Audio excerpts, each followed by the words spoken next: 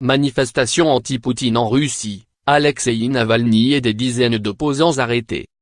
Déclaré inéligible en raison d'une condamnation pénale qu'il estime orchestrée par le Kremlin, Navalny n'avait pas pu se présenter à l'élection présidentielle de mars.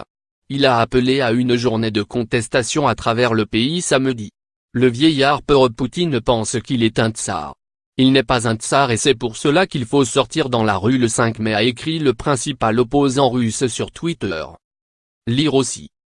Face à Poutine, l'opposant Navalny perd son pari mais ne désarme pas.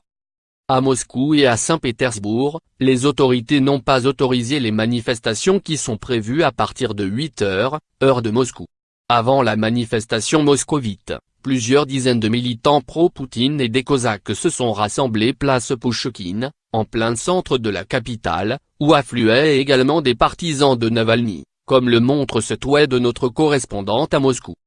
Cosaques contre jeunes partisans de l'opposant Navalny à Moscou https://t.co/Wanzuan-Fisuv. De nombreux militants pro-Navalny avaient déjà été interpellés vendredi, à la veille des manifestations. Des observateurs craignaient que les manifestations ne dégénèrent en affrontements avec la police suivis d'arrestations massives, comme cela avait été le cas lors de manifestations contre le troisième mandat de Poutine en mai 2012. Lire aussi. De 2000 à aujourd'hui, la mainmise électorale de Poutine et de Russie unie. Des heurts avec la police avaient alors éclaté et des centaines de manifestants avaient été interpellés. Des charges criminelles avaient été retenues contre une trentaine de manifestants et nombre d'entre eux ont été condamnés à des peines allant jusqu'à 4 ans et demi de prison. Poutine, qui dirige la Russie depuis près de 20 ans, a été réélu en mars pour un 4e mandat avec son meilleur score, plus de 76% des voix.